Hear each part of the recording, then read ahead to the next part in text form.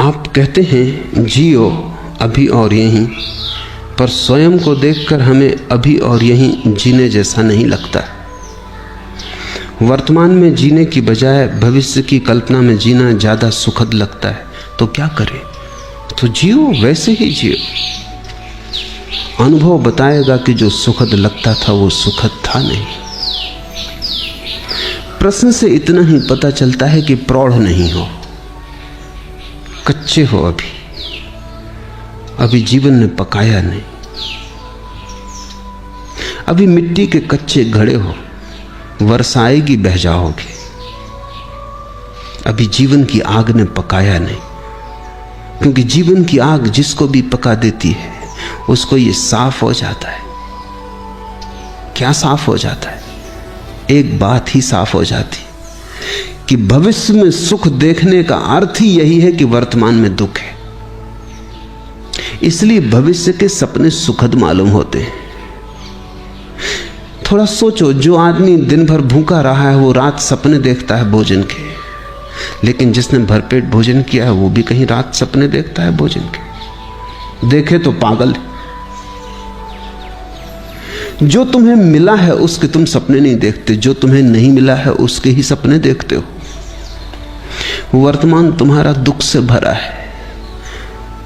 इसको भुलाने को, अपने मन को समझाने को, रिझाने को, राहत के लिए, सांत्वना के लिए तुम अपनी आंखें भविष्य में टटोलते हो। कोई सपना, कल सब ठीक हो जाएगा। उस कल की आशा में, भरोसे में आज के दुख को झेल लेते हो। मंजिल की आशा में रास्ते का कष्ट नहीं मालूम पड़ता, पहुंचने के ही करीब है, हालांकि वो कभी आता नहीं। आज जिसको तुम आज कह रहे हो ये भी तो कल था। इस आज के लिए भी तुमने सपने देखे थे, वो पूरे नहीं हुए। ऐसा ही पिछले कल भी हुआ था और पिछले कल भी हुआ था, और यही आगे भी होगा। अगर तुम्हारा आज सुखपूर्ण नहीं है तो दुखपूर्ण आज से सुखपूर्ण कल कैसे निकलेगा? थोड़ा सोचो। आज कहीं आकाश से थोड़ी आया है, तुम्हारे भीतर से आया है। तुम्हारा आज अलग है, मेरा आज अलग है। कैलेंडर के धोखे में मत पड़ना। कैलेंडर पर तो तुम्हारा भी आज वही नाम रखता है, मेरा आज भी वही नाम रखता है, लेकिन यहां तुम जितने लोग बैठे हो इतने ही आज हैं। पूरी पृथ्वी पर जितने लोग हैं इतने आज हैं। और अगर तुम पशु पक्षियों और पौधों को भी गिनो तो उतनी ही संख्या है। कैलेंडर बिल्कुल झूठ है। उससे ऐसा लगता है एक ही दिन है सबका। रविवार तो सभी का रविवार जरूरी नहीं है। किसी की जिंदगी में सूरज उगा हो तो रविवार, और किसी की जिंदगी में अंधेरा हो तो कैसा रविवार।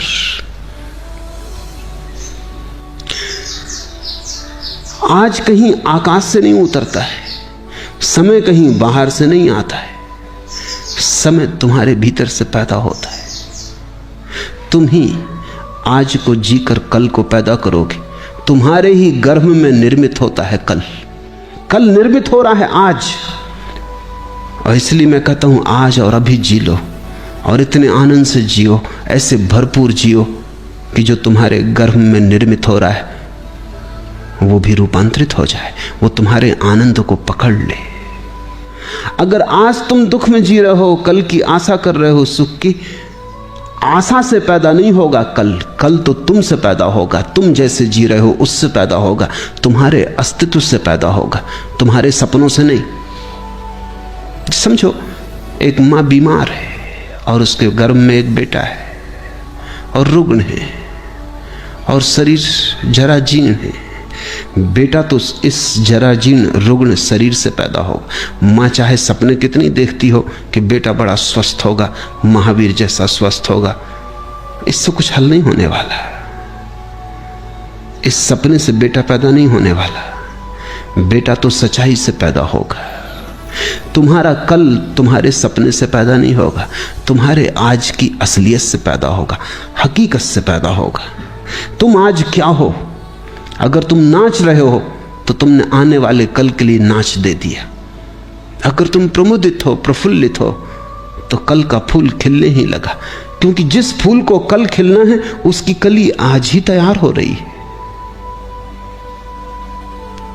प्रतिपल तुम अगला पल पैदा कर रहे हो,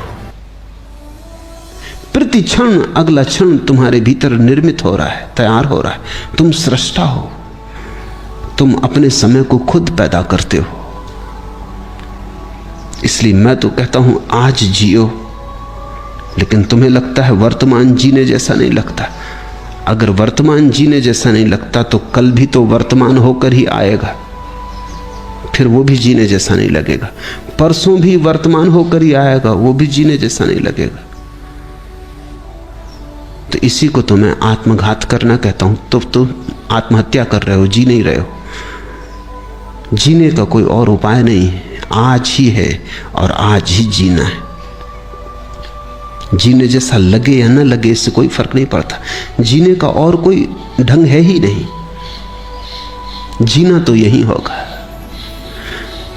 कल के भुलावे में मत पड़ो, कल के भुलावों ने बहुतों को डुबाया है।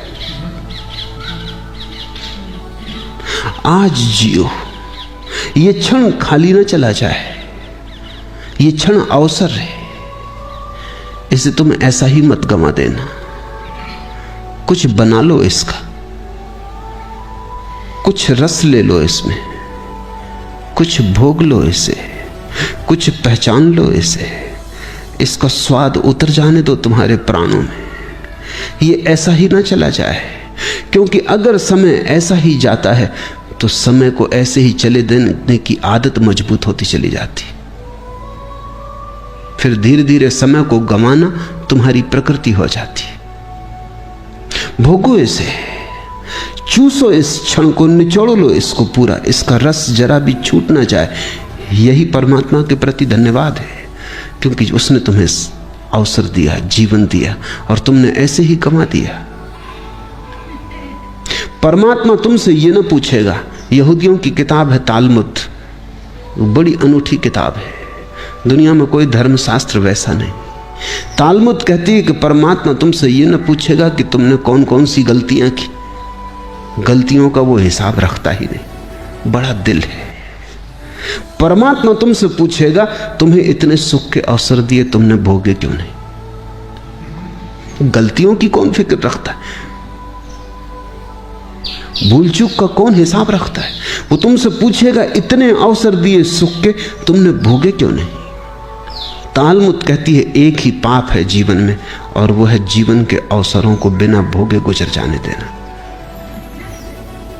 जब तुम आनंदित हो सकते थे आनंदित ना हुए, जब गीत गा सकते थे गीत ना गाया, सदा कल पर टालते रहे, स्थगित करते रहे। स्थगित करने वाला आदमी जिएगा कब, कैसे जिएगा? स्थगित करना ही तुम्हारे जीवन की शैली हो जाती। बच्चे थे तब जवानी पे छोड़ा, जवान हो तब बुढ़ापे पे छोड़ोगे, और बुढ़ापे में लोग हैं वो अगले जन्म पे छोड़ रहे हैं, वो कह रहे हैं परलोक में देखेंगे। यही लोक है एकमात्र, और यही क्षण है सत्य का, यही क्षण है, बाकी सब झूठ है, मन का जाल है। लेकिन अगर तुम्हें अच्छा लगता है, तुम्हारी मर्जी। तुम्हें अच्छा लगता हो तो मैं कौन हूं बाधा देने वाला? तुम सपने देखो, कभी ना कभी तुम जागोगे, तब रोओगे, पछताओगे। तब तुम पछताओगे कि इतना समय यूं ही गंवाया। और ध्यान रखना, जीवन में जितना दुख भर लोगे, जितने आंसू घने कर लोगे, जितना पछतावा हो जाएगा, उतना ही कठिन हो जाता है रोकना फिर दुख को, आंसुओं को। कभी तुमने ख्याल किया, हंसी तो एकदम रुक जाती, रोना एकदम नहीं रुकता। तुम हंस रहे हो एकदम रुक सकते हो, रोना एकदम नहीं रुकता। थमते थमते थमेंगे आंसू।